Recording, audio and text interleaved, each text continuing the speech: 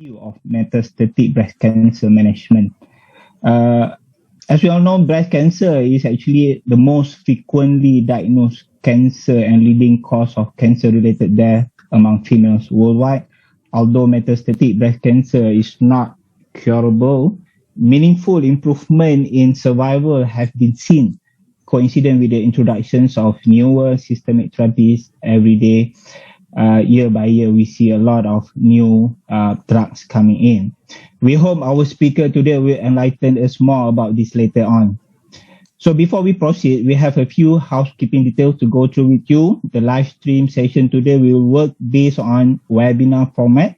The speakers will be delivering their various talks, followed by a panel of question and answer session towards the end. If you look to the right of your screen, there is a button present which you can click on to submit a question. Throughout the stream, you may opt out to put your question up in this panel, and this question will be directed to the speaker to be discussed later if time permits. So without further ado, I would like to introduce the speaker of today's session, who is also a colleague and a dear friend of mine, Dr. Vaishnavi Jayasingham. Dr. Vaishnavi graduated with MBBS from University Malaya in 2005 and was awarded the Dean's List back then. She obtained her master's in clinical oncology from the same institution and is currently a clinical oncologist at Radiotherapy and Oncology Department in Hospital Kuala Lumpur. She is also currently visiting Subang Jaya Medical Center as well. Dr. Vaishnavi underwent a clinical attachment with the head and neck radiation unit at the Princess of Alexandra Hospital in Brisbane, Australia. Her areas of special interest are in breast, head and neck radiation, hematological malignancy, and also gastrointestinal stromal tumor. She is a supervisor and external examiner of Masters in Clinical Oncology Program, University Malaya, and she is also part of the National Curriculum Writing Committee for Oncology. So, Dr. Vaishnavi, the screen is all yours now. Okay, thank you very much for that kind introduction. I think the main thing that we are trying to emphasize through this talk today is with regards to the plethora of drugs and treatment which are available currently for metastatic breast cancer patients. We do understand that in the past, metastatic breast cancer patients had a rather dismal outcome. I think a standard statement by most clinicians would be maybe 6 months, maybe less to most patients. But I hope by the end of this session, we will be able to appreciate how things have improved and how we are now able to give much more options to our patients with a better quality of life. So these are some of my disclosures.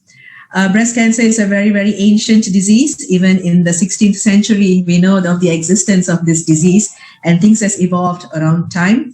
But sadly to say, even in this day and age, we see a rising number of younger women who are at the climaxes of their reproductive age, as well as in terms of their productivity, who are being stricken by this disease. And it is a disease which we see, which is far more prevalent, especially among the Asians, where we are seeing more increasing numbers of younger women being affected by this disease. Patients being diagnosed at stages of their lives when they are still haven't even completed their families is very common. And I think this has led to many challenges, but with advancements, I think there has been many options of treatment as well as outcomes, which are something that I think will be rather respectable as well as well received. So in general, when we talk about breast cancers in this in a clinical practice, sometimes the signs and symptoms can be rather subtle, mild skin changes, some redness or a rash, which may have been disregarded as just a simple rash or even something unrelated, dimpling of the skin, which may be sometimes gone unnoticed, or a nipple which just appears to be a bit distorted compared to before. When we look at the types of breast cancers, we know that histopathologically, there are multiple different histologies which we see here. For instance, ductal breast cancers, inflammatory breast cancers, mucinous and lobular breast cancers. When we talk about the evolution of breast cancer, in the 1920s, it was mainly morphology which actually defined this disease. The presence of malignant cancer cells in the breast tissue confirmed the diagnosis, and that led to treatment which was mainly chemotherapy based. In the 1970s to the 1980s, the finding of the estrogen receptor and progesterone receptor status was a landmark finding in regards to how we diagnosed and managed breast cancers. And this led to the evolvement of so many different drugs, especially hormonal therapies, which we know now in this day and age offer extremely good outcomes in patients at all stages. Further on, the development of the HER2 status on breast cancer specimens led us to another whole area of anti-HER2 therapies, which have significantly made a difference in the outcome of these patients. And of course, in this day and age, we are in the era and generation of next generation sequencing, where patients are actually offered treatment based on their mutations and genetical markup, whereby treatment is far more tailored based on the aspects of their disease. When we talk about breast cancers in general, in this day and age, the ER-PR status, meaning the estrogen receptor and the progesterone receptor status, as well as the HER2 receptor status, marks how we would diagnose, prognosticate, treat, and also manage these patients, because inherently, based on their ER-PR and HER2 status, the outcomes are different, their prognosis are naturally different, irrespective of the nature of treatment that they actually received. So the St. Gallen's in 2011 actually subclassified all breast cancers in broad perspectives with regards to the subtype based on the ER, PR, as well as the HER2 status and the Ki-67 percentages, which basically gives an idea with regards to the aggressiveness of the disease. A luminal A subtype is considered to be the least aggressive.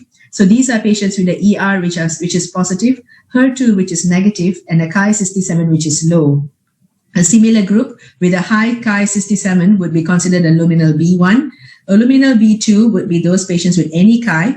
And in a HER2 overexpressed state, meaning patients who express the HER2 receptor would be considered as HER2 positive patients. And the basal-like or triple-negative breast cancer patients would actually include patients with a negative estrogen receptor, negative progesterone receptor, as well as a negative HER2 status.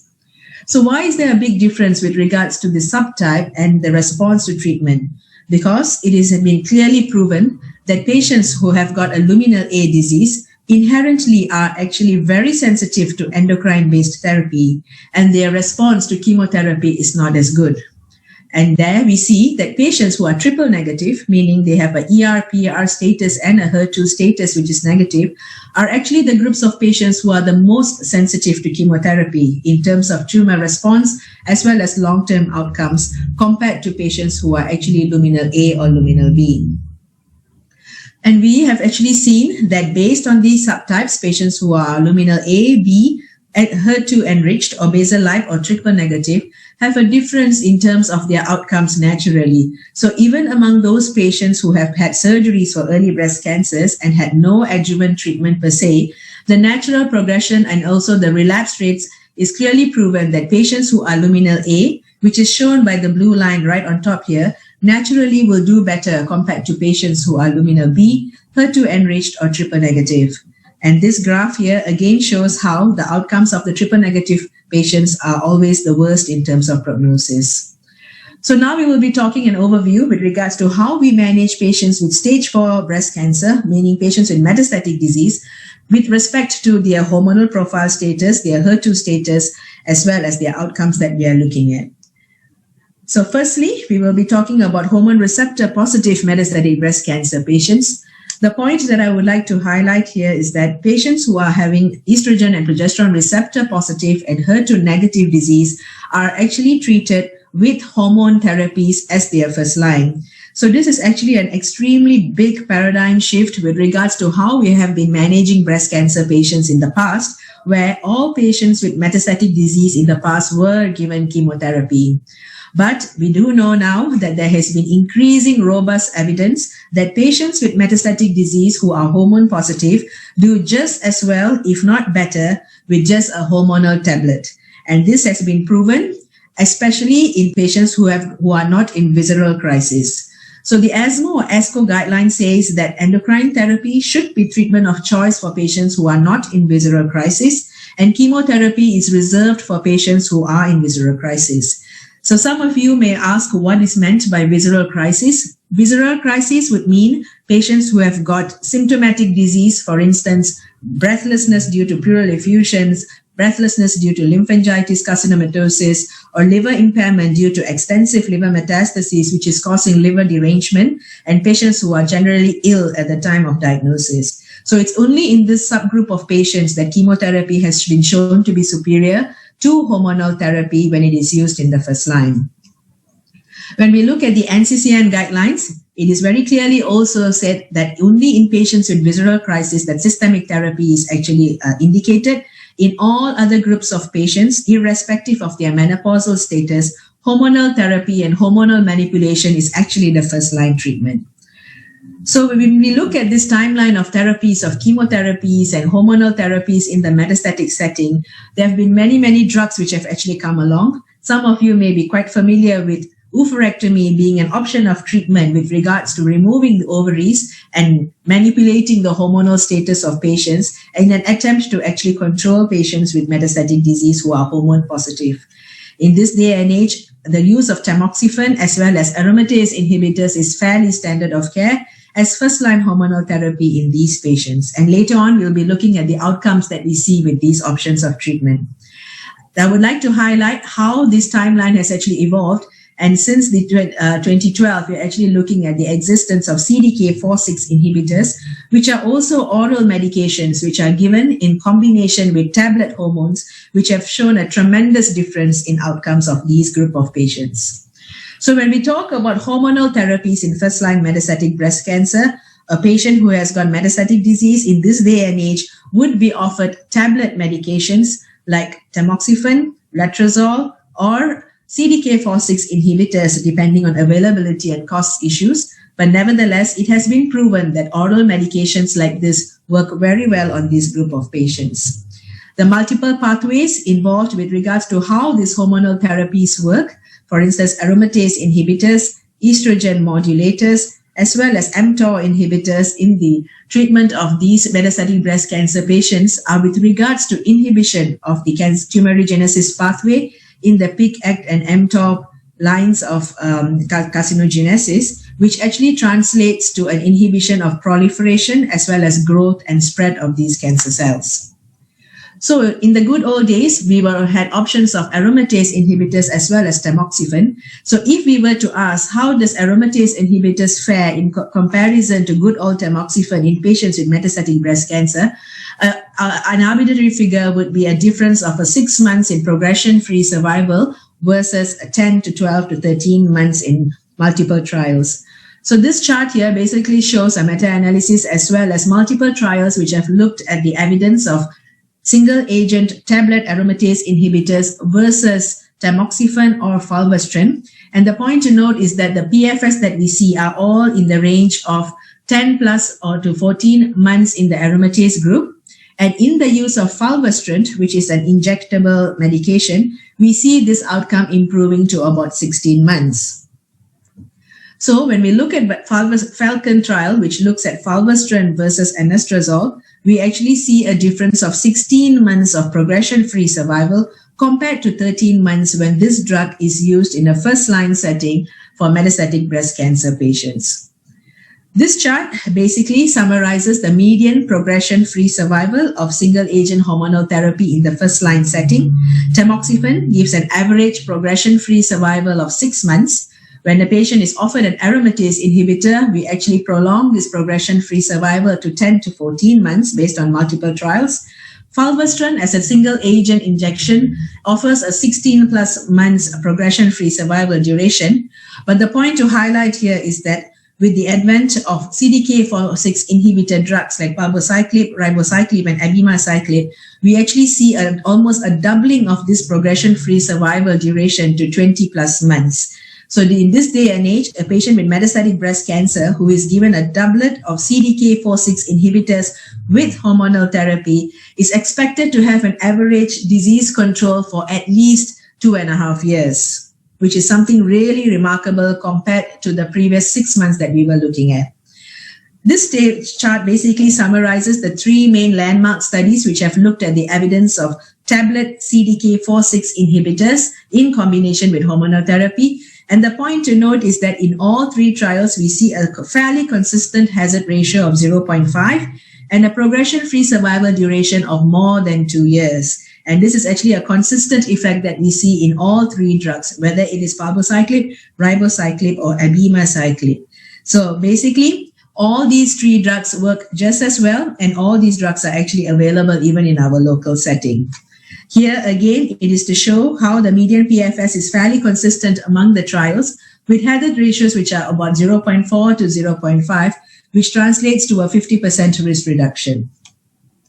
When we look at the subgroup analysis of these trials, which takes into account patients who have got visceral disease, patients who have got bone-only disease, or even patients who had prior chemotherapy, performance status, and other aspects, we see a clear inclination which favors towards the CDK4/6 oral medications compared to chemotherapy with regards to their outcomes. When we talk about adverse events of these newer oral CDK4/6 medications in combination with hormones, we see that the most common side effect, which is a grade 3 neutropenia, very, very rarely translates to a febrile neutropenia or even as neutropenic sepsis as a result of these medications. In general, it is fairly well accepted that these medications have actually got very minimal side effects in comparison to chemotherapy. So what about in the second line setting? Precisely patients who have already progressed in the first line to hormonal therapy, we see that these oral CDK4/6 inhibitors still do have a good outcome with an average duration of disease control of 11 to 16 months compared to 4 to 9 months with other options of treatment like fulvestrant or aromatase inhibitors in a single line setting. So these studies in the second line setting have actually proven to show a very clear overall survival. And here we see overall survivals which are ranging from 3 to 4 years. And these are patients with metastatic disease, either de novo or at a point of relapse. And we now see that even with the usage of this drug in the second line setting, that patients' outcomes are actually fairly good with survivals which are far exceeding what it used to be. So this basically summarizes again the benefit of CDK4/6 inhibitors and hormonal therapy, which doubles the PFS even in a second line setting. So this first part of it, we were actually talking about patients with hormone receptor positive disease, who are the majority of breast cancer patients. And moving on now, we are actually going to talk about the second subset of patients who are the HER2 positive patients. So these are patients whose biopsies or mastectomy specimens have actually proven that they are HER2 enriched or HER2 positive. And this accounts for about 15 to 20% of breast cancer patients. So we are looking at this group here of patients who have got HER2 positive disease. And again, we are looking here at the timeline of treatment evolution in the anti-HER2 therapy era. We knew about the HER2 status which drives oncogenesis in patients who have the expression of this receptor in the 1980s.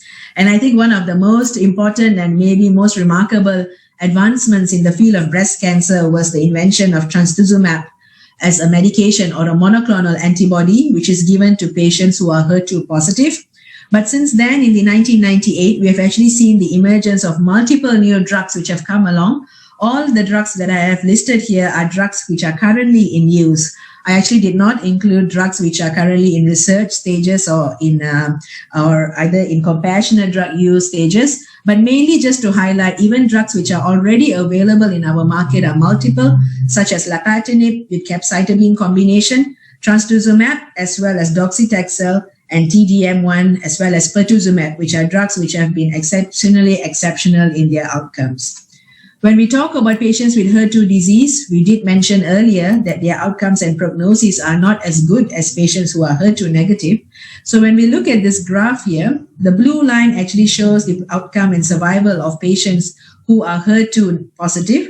And when we look at these patients who received trastuzumab-based monoclonal antibody therapy, how it actually improves their survival compared to patients who were not offered or was not able to receive these monoclonal antibodies. When we talk about the mode of action of anti-HER2 therapies, we do know that the EGFR receptor has got 4 subdomains, the HER1 to the HER4. And when the HER2 dimerizes with the other subunits, it causes a conformity change and leads to a downstream signaling, which leads to a translation to cell proliferation, cell survival, and mobility. So when we talk about drugs which actually block this cycle and cell proliferation, we have options of trastuzumab, which is a monoclonal antibody, which blocks the receptor level at the extracellular domain. and pertuzumab, which is another anti-HER2 monoclonal antibody, which also blocks at the extracellular domain, and TDM1, which is a rather newer drug, which also has a similar mode of action. When we talk about tyrosine kinase inhibitors or small molecule anti-HER2 drugs, we see neratinib as well as lapatinib, which are drugs which work at the intracellular level, which helps block these receptors and prevent these proliferation and angiogenesis from happening. When we look at the NCCN guidelines with regards to options of treatment for patients with HER2 positive disease, it is clearly mentioned here that for patients who are HER2 positive, the preferred regimes are pertuzumab, trastuzumab, as well as docetaxel, so which is a combination of dual anti-HER2 therapy, which actually works very well in a first-line setting. And this brings us to the Cleopatra study, a study which looked at the first-line dual blockade with pertuzumab and trastuzumab in the first-line setting. So basically, in this study, patients were with HER2-positive metastatic breast cancer in the first-line setting were actually randomized to receive docetaxel with trastuzumab or placebo, or dual anti-HER2 blockade with trastuzumab and pertuzumab. And in the PFS analysis, we see a difference of 6+ months in progression-free survival, which has actually translated to a 15+ months difference in terms of overall survival. So this is actually in a group of patients who actually have got a very, very poor prognosis. In the past, before the invent of anti-HER2 therapies, we knew that these patients had problems with regards to even surviving past 6 to 9 months. But with the advent of anti-HER2 therapies with combination with chemotherapy, we actually now see how these patients are able to survive 15 months plus longer compared to patients who did not receive these therapies. When we talk about the side effect profile of dual anti-HER2 therapy, we see that some patients do come down with neutropenias, but again, the incidence of febrile neutropenia is extremely low. So although some patients are noted to have a white cell count which is slightly borderline or low, it rarely translates to a sepsis or a clear infection which requires hospitalization whatsoever. And in those patients who are offered the dual anti-HER2 blockade with chemo, we see that while the patients are on chemo, that the neutropenia as well as the complications sometimes with regards to side effects like diarrhea and fatigue are actually exceptional. Once patients complete the induction with chemotherapy and dual blockade, the side effects seem very minimal. So when we look at all the available options for anti-HER2 therapy in metastatic breast cancer patients, we actually see the first line of therapy, which is taxanes, which is docetaxel-based chemotherapy with trastuzumab and pertuzumab, or other options of even TDM1 or drugs like trastuzumab and lapatinib, which are for patients who are not options for chemotherapy due to various medical problems or other diseases.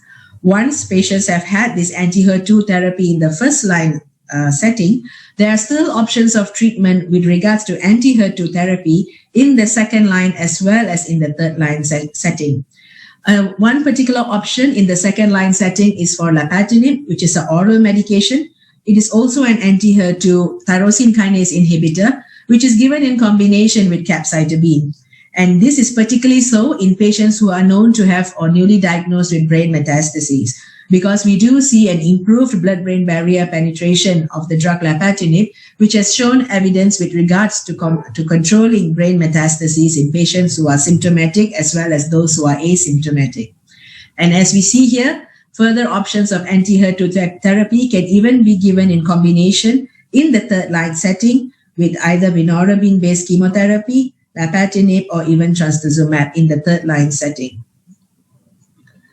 So when we look at this, it actually shows an overview of overall survival in HER2-positive metastatic breast cancer and how this overall survival has actually evolved with the years. So in the past, if we used to see a median PFS of less than a year, nowadays we are seeing a PFS of 20+ months, and which is also translating to a survival which is very significant. And this day and age, for patients who do get a dual anti-HER2 blockade in the first line setting, followed by TDM1 or lapatinib-based therapy in the second or third line setting, the average survival of these patients with metastatic breast cancer has actually passed the 5 to 7 years figure, which is something truly tremendous in a patient who has got metastatic disease. So this further illustrates how survival has changed for HER2 positive patients in the first-line metastatic disease setting. With the addition of Herceptin or trastuzumab alone, we see a difference of 7+ months in survival. But with the addition of docetaxel, Herceptin, and pertuzumab, which is dual anti-HER2 blockade, we see almost a doubling of the overall survival to almost 5 years. And in this day and age, with drugs which are already available in our country for some years now, with the addition of pertuzumab, Herceptin in the first-line setting, capecitabine and lapatinib in the second-line setting, the average overall survival is about 6.7 years now for metastatic breast cancer patients. And this is an average survival. I think in clinical practice, many of us have seen patients who have far exceeded these figures. But when we do counsel patients, we do tell them that this is the average outcomes of patients that we will expect to see. With the addition of Kadcyla or TDM1 and being given in the second-line setting, following sequencing with pertuzumab and trastuzumab, we now see patients passing the 7-year survival benchmark. We have now covered hormonal therapies in hormone-positive metastatic breast cancer. We spoke about the anti-HER2 therapies in HER2-positive breast cancer. And now we are actually going to move on to the last group of breast cancer patients, which are the triple-negative breast cancer patients. So just to highlight, the triple-negative breast cancer patient group is actually a very, very heterogeneous group. It is a group of patients who are actually extremely hard to treat because they are usually far younger than the hormone-positive patients. This is also a group of patients who have got a prognosis which is actually far poorer compared to patients who have HER2-positive disease or hormone-positive disease. So before we talk a little bit with regards to their treatment options and outcomes, the thing I would like to highlight here is how triple-negative breast cancer patients are actually a big group of patients who are made up of several subtypes of triple-negative breast cancer. So I think this is an area in the world of oncology research which is really moving at a fast-paced and accelerated rate, looking at the different subtypes among the subtype of triple-negative breast cancer patients. So among these patients, no two patients will actually behave the same way with a similar prognosis or response to treatment, mainly because you can have several different subtypes which have differences in expressions of their genes and mutations, and also which predict a difference in outcomes. So in this day and age, with increasing research on all these patients with triple-negative breast cancer, we now know there is a subgroup of these patients who are BRCA positive. We will talk a little bit later about patients who have got genetic mutations like BRCA positivity and triple-negative breast cancer disease, and how some of these patients are subtyped as basal-like triple-negative disease based on the immunohistochemistries and genetics which they express. For instance, stains like vimentin, androgen receptor, KIT, and retinoblastoma proteins. So it's an area where a lot of research and advancements are going on. And I'm quite positive that in years to come, we will have more information and more results with regards to understanding the outcomes of this disease and their natural behavior. So this is just to illustrate how among patients with triple-negative breast cancer, based on their subtype of being hormonal related, mesenchymal, or basal-like, there have been many, many areas of research which have been looking into the outcome of treating these patients with either androgen receptor antagonists, endocrine therapies, or PI3K inhibitors, which are all drugs which have really shown some promising results, or even the option of anti-angiogenic therapies in these subtype of patients who have mesenchymal-like variations, the use of PARP inhibitors in triple-negative breast cancer patients, especially those who have got immune modulatory outcomes, as well as the role of anti-EGFR therapies. So I think we have got many phase 2 and even a few phase 3 studies which have been looking at the outcomes of all these drugs in the triple-negative arena. And I think in years to come, we will have much more evidence and guidelines which will help us treat our patients who are from these subgroups. So in general, when we talk about metastatic triple-negative breast cancer, it is a highly aggressive subgroup of patients with a propensity for visceral and brain metastases. The PFS traditionally is quoted to be 6 months for first-line therapy and an overall survival in the range of a year. But what we see now is how we treat triple-negative breast cancers in the past was mainly chemotherapy. But in this day and age, we know that these patients are actually subdivided based on their genetic as well as immunohistochemistry makeup. And we see that patients have to be tested for BRCA positivity. So in this day and age, it's already a guideline that all triple negative breast cancer patients, irrespective of age, irrespective of whether they have a family history of breast cancers or any other malignancies in their family, must be tested for BRCA positivity. In patients who actually have got a germline BRCA positivity, the options of treating them with PARP inhibitors, which are again oral medications which inhibit the DNA repair at the cellular level, has been shown to have some promising results in this subgroup of patients. As well as the role of platinum-based chemotherapy has also been showing to have some improved response if these patients have got BRCA positive disease. In patients who have a PD-L1 positivity, meaning these patients who have got likelihood of responding to immunotherapies, the first-line therapy for triple-negative breast cancer is in this current day and age atezolizumab with nab-paclitaxel, which are basically combinations of immunotherapies as well as chemotherapy for this subgroup of patients.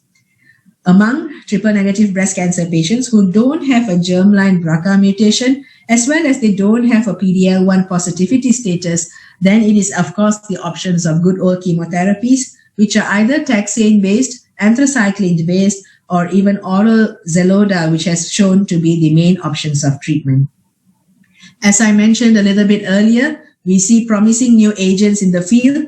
Although indications have not been officially approved yet, we do see very promising results from trials which are looking at the evidence of chemotherapy, androgen receptor inhibitors, PIK3 inhibitors, PARP inhibitors, as well as newer types of cytotoxics like erythropoietin as well as lurbinectedin. When we talk about chemotherapies in triple-negative breast cancer, of course, the options of chemo have been good old drugs which have been around for many, many, many years. So we look at the options of paclitaxel, nab-paclitaxel, docetaxel from the taxane group. Of course, we have got drugs which are good old anthracyclines, which was one of the first drugs which were used in breast cancer management. For instance, doxorubicin, pegylated liposomal doxorubicin and epirubicin, antimetabolites like capecitabine and gemcitabine, as well as other microtubule inhibitors like vinorabine and eribulin. Platinum drugs have always shown some good response in patients with triple-negative breast cancer disease, for instance, carboplatin as well as cisplatinum. So this has been echoed in the metastatic arena for triple-negative breast cancer, even in the NCCN guidelines, which clearly show that there are multiple options of tolerable chemotherapy options. The thing I would like to highlight here is that I think with the advancements in pre-medications and supportive therapies, we actually nowadays see that even patients who end up having chemotherapy for their disease actually have far better tolerability of their disease, mainly because of multiple different types of drugs like antiemetics as well as supportive drugs, GCSF support therapies and all, which have really improved the outcomes with regards to tolerability to chemotherapy. And I think the majority of patients in this day and age are able to go through chemotherapy not as bad with side effects like what it used to be. And it seems to be much more of a pleasant experience compared to what it used to be. I will talk a little bit with regards to BRCA positive patients. I think nowadays we know that majority of patients have some understanding with regards to the role of genetic mutations as well as inherent inborn problems with regards to genetics which lead to cancer. The BRCA gene has been one of those genes which have been the most well studied as well as the most publicized, I would say, with regards to the role of its role with cancer occurrence, not only breast cancers, but also other malignancies like ovarian, pancreatic, as well as prostate cancers. So when we look at triple-negative breast cancer patients, 1/5 of these patients would actually have a BRCA mutation, and proteins that are encoded by the BRCA actually participate in DNA double-strand break repair. So these are the pathways which help in DNA repair in cancer cells as well as normal cells. But when these cells which have the deleterious BRCA mutation, it leads to an impaired DNA repair system, which subsequently leads on to cancer occurrence. When we look at the role of PARP inhibitors, so this is a drug, an oral medication, which has been seen to be effective in patients who are BRCA positive in triple-negative breast cancer. One of the pivotal trials is actually the Olympiad trial, which randomized patients who were BRCA positive following a first line of treatment to either olaparib, which is a PARP inhibitor, or any treatment of the physician's choice. And this study aimed to look at the PFS as well as the overall survival of these patients. And what we come to see is that the PFS at 6 months as well as at 1 year actually showed an improvement by 69% among patients who were offered olaparib compared to patients who were offered standard of care chemotherapy. When we look at it in a numerical point of view, we see a 7 months median PFS compared to 4.2 months in the physician's choice. And this is among patients who actually have got a very poor prognosis disease. And we actually see a clear separation of these graphs, which show an additional benefit with the option of this treatment. I'll be moving on to the last part of management of triple-negative breast cancers, which actually looks at the role of immunotherapies. I think among patients, clinicians as well, the arena of immunotherapies has actually led to a lot of publicity on the occurrence and on the emergence of these drugs in the management of cancers. We nowadays see the role of immunotherapies in almost most types of solid tumors, which has actually shown some differences in outcome. But when it comes to breast cancer treatment in general, immunotherapies have shown the best outcomes and role in patients who have got triple-negative breast cancer. So when we talk about immunotherapies, why is it that immunotherapies tend to work better in patients who are triple negative rather than patients who are hormone positive or even those who are HER2 positive? It is because we see that in TNBC patients, there is the highest tumor mutational burden. There's presence of more abnormal proteins synthesized which can become neoantigens, which are recognized by the antigen-presenting cells, and they start an anti-tumor immune response. And we see that in triple-negative breast cancer samples, there is a high incidence of tumor-infiltrating lymphocytes, and this actually leads to a better prognosis and an outcome prediction towards immunotherapies. So if we look at the pivotal trial looking at the role of immunotherapies in triple-negative breast cancer patients, it would be the IMpassion 130 study, which looked at randomizing patients with triple-negative breast cancer to atezolizumab with nab-paclitaxel. So atezolizumab is actually an immunotherapy in combination with chemotherapy, and this was versus placebo plus chemotherapy. So when we look at the outcome of the first-line treatment of these patients with the combination of immunotherapies, we actually see that these patients actually had an outcome difference of 7.5 months versus 5 months in the chemotherapy alone arm. And this actually translates to a 7 months difference in overall survival among patients who were given immunotherapies in combination with nab-paclitaxel. So we now see that the average median overall survival of this group of patients, which was in the past quoted to be 6 months, with following a first-line therapy with immunotherapies as well as chemotherapy, being extended to 25 plus months in the immunotherapy group, versus 18 months in those who were actually offered first-line chemotherapy. So this is almost a three times longer period of PFS compared to patients who were not offered other further treatment. So in conclusion, we gave actually an overview with regards to how we manage metastatic breast cancer patients. This is actually an extremely big topic, but I hope that I was able to give an overview with regards to the differences in outcomes and prognosis and treatment of patients who have got hormone-positive disease versus patients who have got HER2-positive disease versus patients who have got triple-negative disease. So I think in this day and age, even if a patient does not have surgery and they do have metastatic breast cancer, on initial biopsy specimens itself, the ER, PR, and the HER2 positive status must be established because it makes extremely big differences with regards to how we manage these patients. It could make a difference between chemotherapy versus oral hormonal therapy versus oral hormone therapies with CDK4/6 inhibitors or chemotherapy with combinations of HER2 treatment or, of course, immunotherapies. And all this will only be able to be determined if the ER, PR, and the HER2 status has been established upfront. So we now know that many treatment options with significantly improved survival and toxicity profiles, which are extremely tolerable in treating metastatic breast cancer, are actually available. With improved access and quality of palliative care treatment, we are really looking at treatment outcomes and quality of life which can be far enhanced. I would like to just add on a little bit on the existence of extremely good hospice care services, as well as even palliative care services in most government as well as private hospitals nowadays, which truly make a very big difference with regards to how we support our cancer patients. And of course, and ultimately, it is not only about survival with regards to progression-free survival or overall survival, but it's the overall well-being of patients with regards to their general physical, emotional, spiritual, and mental well-being, which makes a very big difference with regards to how our cancer patients fare.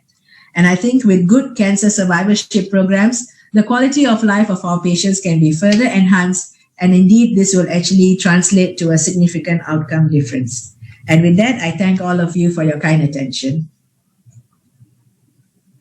Okay, thank you very much, Dr. Vaishnavi, for the talk. I know it is not easy to cover such a broad topic in this short period of time, but you have done an excellent job. We have quite a lot of questions for you from the audience, and to the audience, you can still continue to submit your question. Just click the button to the right of your screen to do so. So I'm going to start off with one of the questions here. Seems there are many options of treatment available for metastatic breast cancer. You were talking about the different subtypes, hormone receptor positive, triple negative, as well as the HER2 positive breast cancer. Even for each subtype, there are many options. How do you choose which one to start off with? Okay, thank you, Dr. Isnal. So I think basically the tumor subtype with regards to the hormone status, the HER2 status, as well as the triple negative disease or not has to be well established. The burden of disease has to be well accounted for from the staging as well as the clinical examination of the patient.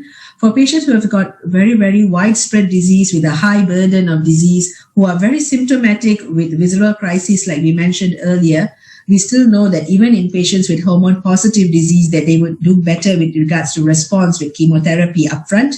But quite often in these patients, although we may have given them chemo, after some time when their symptoms improve and they are fairly more stable, we still may convert them to hormonal therapies because we know that these patients will fare the same or maybe even better compared to chemotherapy.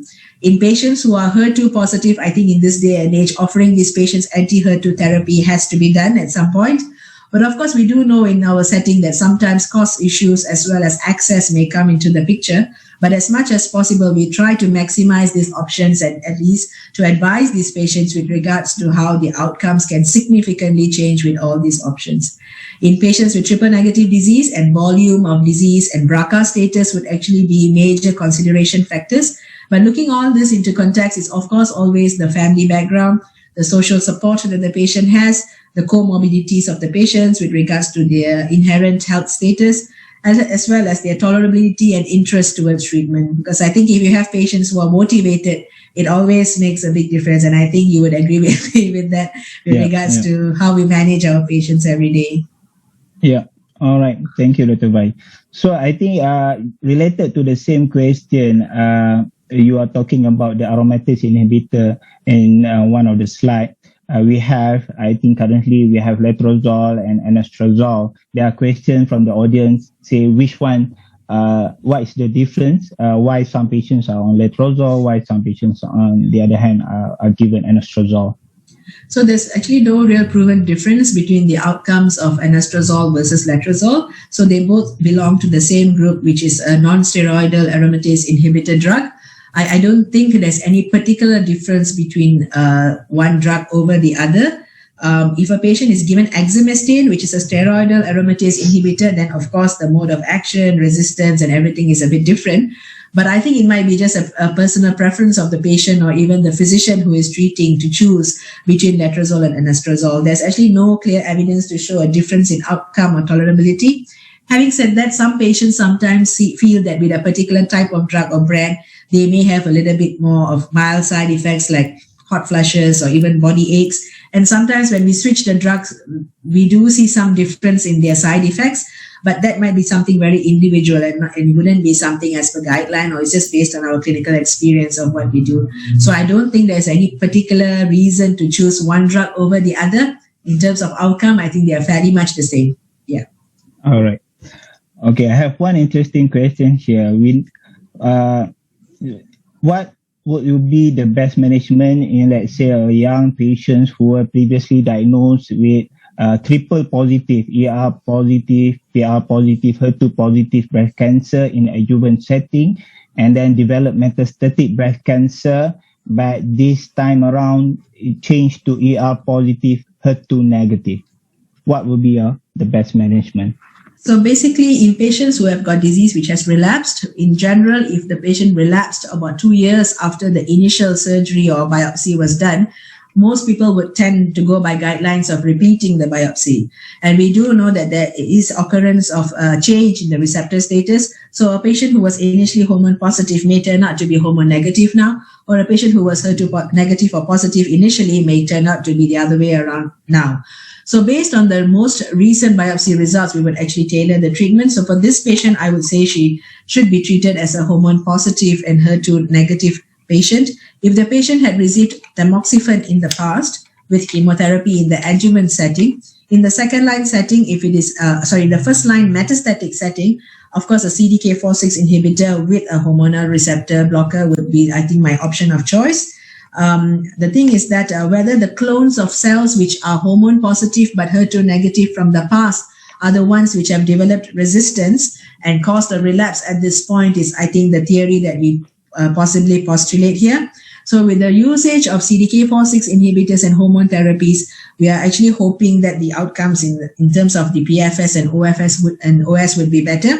But having said that, in a patient who has got this hormone status, which seems different compared to what it was initially, I think most clinicians would tend to watch these patients very closely just to keep an eye on them, that we are along the right track. If the patient somehow relapses pretty sooner than what average relapse would be, it may be indicated that to recheck the biopsies or even to relook at the biopsies to confirm that we are in the right track and this is where this is supposedly heading. Yeah. Yeah, I totally agree with you, Dr. Baish. So just a follow-up on that question, once you have started CDK4/6 as a first line, if the patient progress later on, we know that the data is very good, but we have about 24 months PFS data. So what would be the best option beyond the second line options after CDK4/6? So for patients who've got metastatic disease, hormone positive in the second line setting, if they already received CDK4/6 inhibitors in the first line setting, of course, this is an area of emerging data and guidelines and evidence.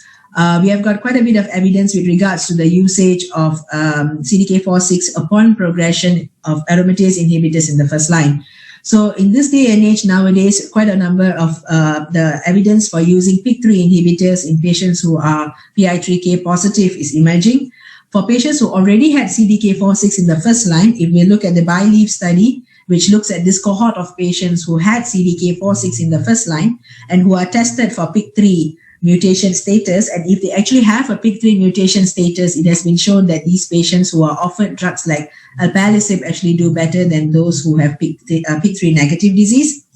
Following the usage of CDK4/6 inhibitors and progression, other options of treatment are everolimus, as well as mTOR inhibitors like everolimus with perhaps exemestane. Some physicians may choose to switch these patients to fulvestrant upon progression with CDK4/6 and AIs. I think it still comes down to looking at the burden of disease, the hormone receptor expression, and the strength of this expression of the receptor status. And in patients who have got PI3 positive disease, I think in this day and age, the evidence would be to choose a PI3 inhibitor in this setting. All right. Okay, they have one question related to metastatic breast cancer in pregnancy. How will you manage this patient if they refuse terminations of pregnancy? Okay, so this is actually an area which can be rather difficult sometimes to handle, because we know these are young patients, and quite a number of patients that we see nowadays are in their late 30s or even their early 40s. It might even be their first pregnancy. We have all, I think, seen quite a few patients who have gone to assisted reproduction, and it's a precious pregnancy, and suddenly we are confronted with this life-threatening illness as well. So the issues to highlight in a patient who is diagnosed with breast cancer in pregnancy is, of course, the dilemma of the difficulty in diagnosing the stage of this disease, which is sometimes seen because we try not to do MRIs and CT scans in these patients. But of course, staging them with chest x-rays, with shielding of the fetuses is an option, or doing ultrasounds of the liver and mainly trying to confirm this presence of metastatic disease. But upon clinical examination, if we actually notice that the evidence for metastatic disease is already quite obvious, again, the biopsy is extremely important to determine whether these patients have got hormone positive, negative, triple negative, or HER2 positive disease. The benefit as well as the safety of giving chemotherapy in pregnancy is rather well established, especially for patients who are already in the second trimester of pregnancy. So again, for a person who is pregnant, the options of treatment very much depends on the stage of their pregnancy. In the first trimester, we do know that chemotherapy has these hazards of teratogenicity as well as causing preterm abortions and stillbirths, as well as congenital anomalies are pretty high. But following patients going into the second trimester, I think we have got quite good evidence that chemotherapy is fairly safe in this group of patients. So provided that patients have got confirmed disease of metastatic disease and are already in the second line of treatment, giving them chemotherapy is pretty often done. It is not something that is totally unheard of. And most of the patients that we have given chemotherapy in the second trimester have actually had safe and well babies, as well as pregnancies which have been fairly uneventful, as well as babies which have sometimes maybe have been born slightly premature, but outcomes have been pretty good with regards to the neonatal outcome as well. For patients who are actually HER2 positive, we actually do know that anti-HER2 therapies like Herceptin or trastuzumab is actually associated with pulmonary hypoplasia in the fetus, as well as oligohydramnios as well. So giving anti-HER2 therapies in pregnancies are actually contraindicated. There's a lot of literature out there which has actually shown or reported cases of babies fetuses who had to be terminated due to severe pulmonary hypoplasia, which was actually not compatible with a safe birth.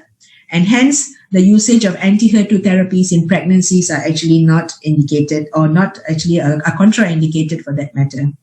The use of hormonal therapies in pregnancies, for instance, tablet tamoxifen, is not commonly done. And I think there's been quite a lot of reports of teratogenicity with the use of hormonal therapies as well.